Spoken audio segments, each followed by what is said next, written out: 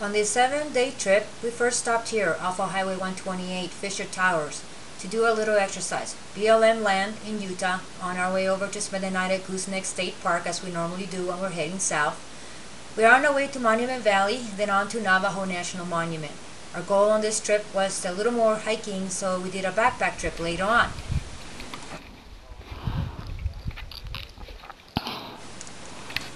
Take a look at this climber, standing 300 feet above the trail overlooking this rock formation.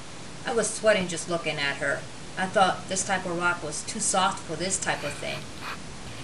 She's pretty brave. There she is. On the Colorado River, there are many rafting trip outfitters, and it's a busy time of the year, starting Memorial Day weekend. Since July and August, it's 100 degrees around here.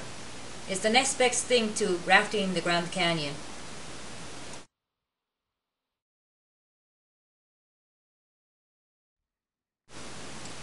Gooseneck State Park. It has a cliff of about 2,000 feet down to the San Juan River, and here we camp for the night and we do a few sunset walks, and it's a full moon tonight. It was awesome.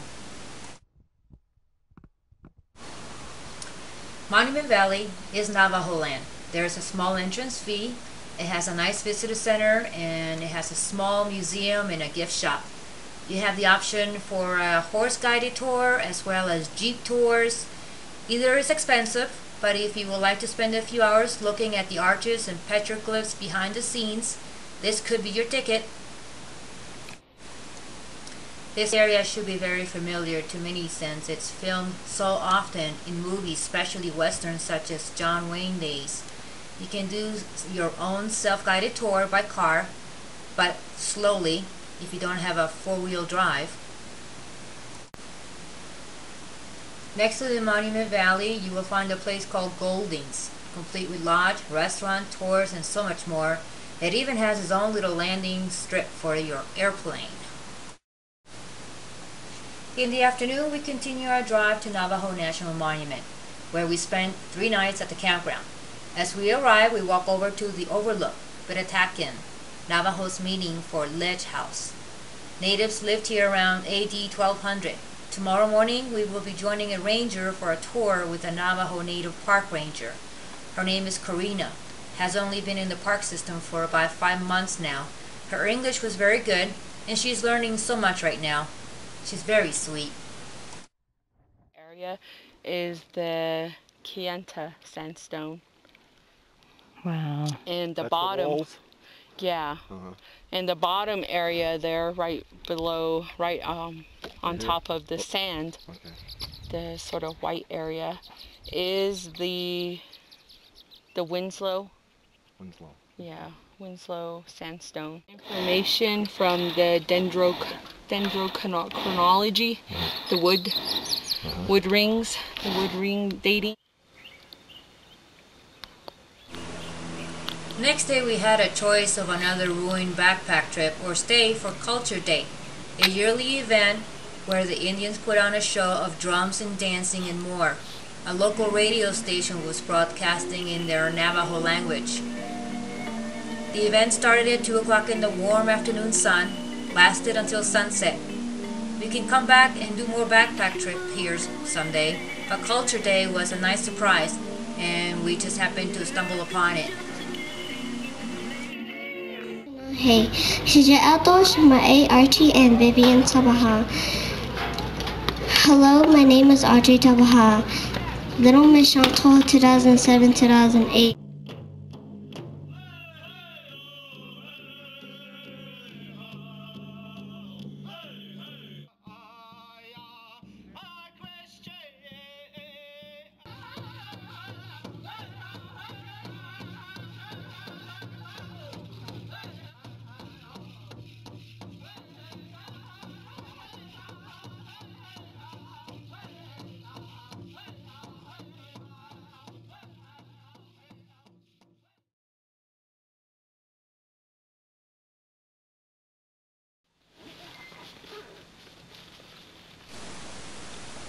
After another beautiful sunset, the next day we packed up and we headed for the Cedar Mesa to do a backpack trip into the Grand Gulch area.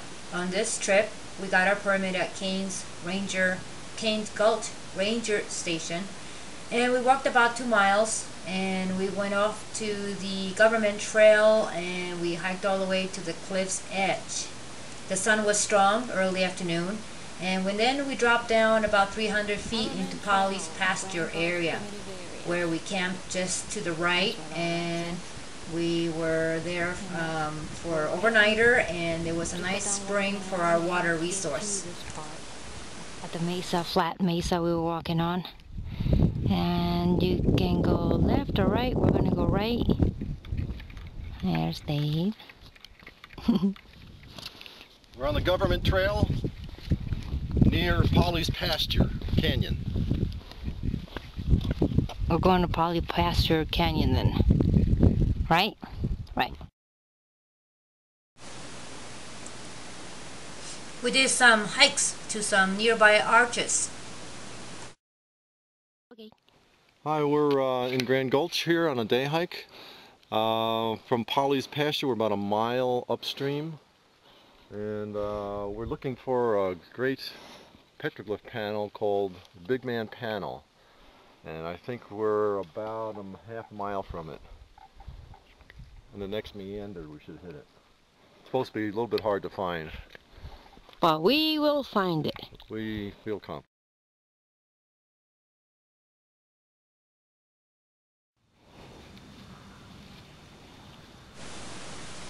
The Big Man panel was not hard to find after all, and it was very impressive from the basket period figures, about 6 feet tall, and they're done in some wonderful red coloring. There's an ammunition box with a sign-in guest book and a booklet with local Indian information. Look at this.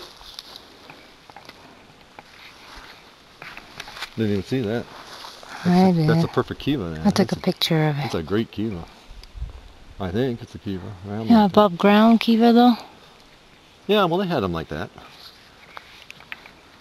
You know, it depends on where, well it's round like a kiva, I don't know, maybe mostly always their ceremonial things were round.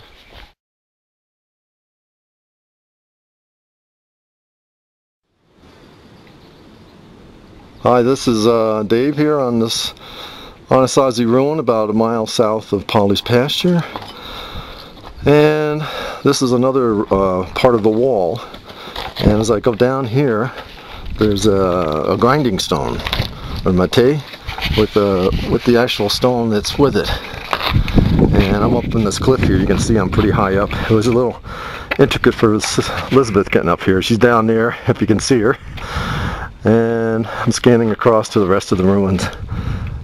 And I was able to go across on this walkway to see the whole thing. Really nice.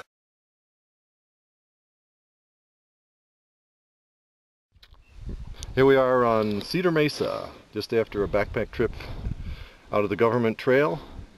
And Elizabeth is scanning over to the left is Navajo Mountain in the distance, about 10,500, right at Lake Powell.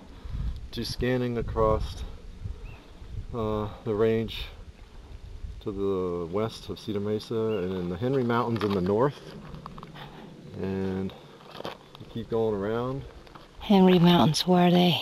Over there. Alright, those are Henry Mountains back there, hard to see. And you got this mesa here, and you got, nice mesa. Yeah, this is all Grand Gulch country and natural bridges up in the north there. Over to the right is two little mountains sticking up there called the Bear's Ears. That's over towards Bluff and Dark Canyon. That's that over there.